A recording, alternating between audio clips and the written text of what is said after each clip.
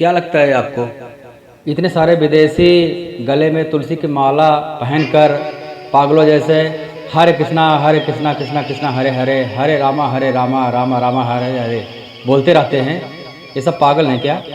और एक बात, अगर उसमें हम लोग पता करेंगे डीपली तो कोई साइंटिस्ट मिलेगा, कोई आईआईटी का स्टूडेंट मिलेगा, ओके, वो सब बहुत बड़े बड़े स्कॉलर हैं। और वैसे भी पैसे के मामले में विदेशी लोग तो ज़्यादा अच्छे होते ही हैं, वो हम लोगों को पता है, कुछ बताने की ज़रूरत है नहीं। वो सब अपना सब कुछ छोड़ करके यहाँ पर आ करके पागलों जैसे भक्ति में रमे हुए देखो तो जैसे लगता है पागल है।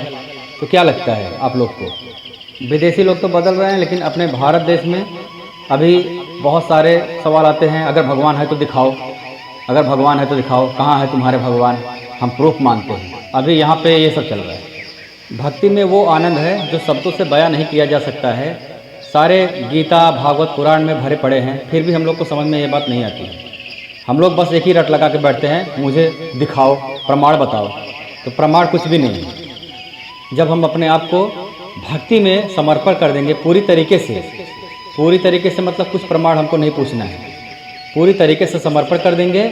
उसके बाद यदि भगवान की कृपा हुई हमारे ऊपर, संतों की कृपा हुई, भगवान की कृपा होगी तो भी, या फिर वह संत जिस संत के ऊपर परम ब्रह्म की कृपा हुई है, उनकी कृपा से ही वही लोग हमको परम ब्रह्म के दर्शन करा सकते हैं। हमारे अपनी खुद की क्षमता नहीं है, क्योंकि भगवान मन बुद्धि वाणी से परे हैं और हमारी इंद्रियां वही बातें ग्रहण करती हैं। हम भगवान के बारे में बोलेंगे तो वाणी से बोलेंगे, और वाणी से परे हैं परम ब्रह्म, तो समझ में कैसे आएगा? भगवान को जानने के लिए तीसरे नेत्र की जरूरत है।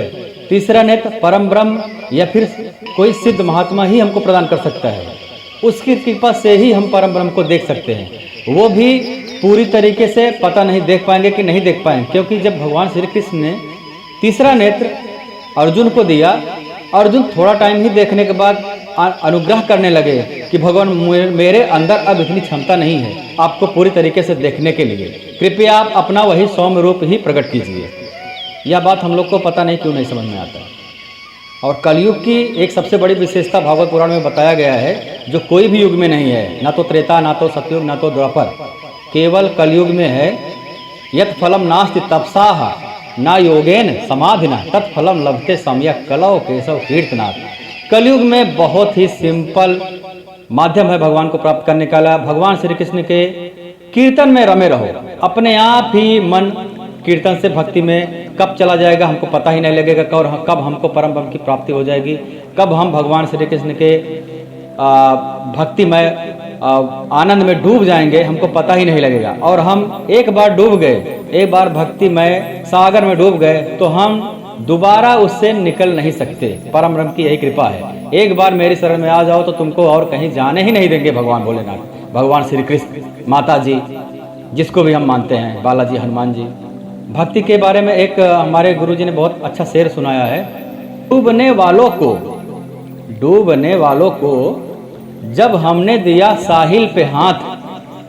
कोई एक था जो भक्ति के सागर में डूब रहा था, तो उसको हमने साहिल पे हाथ दिया, भाई आ जा, तू क्यों डूब रहा है? वह भी हमको डूबने का मशवरा देने लगे। वो बोले नहीं नहीं हम नहीं आएंगे, तू आ जा, इधर डूबने में बहुत मजा आ रहा है। तो यही है भक्ति का सागर। ओम नमः शिवाय।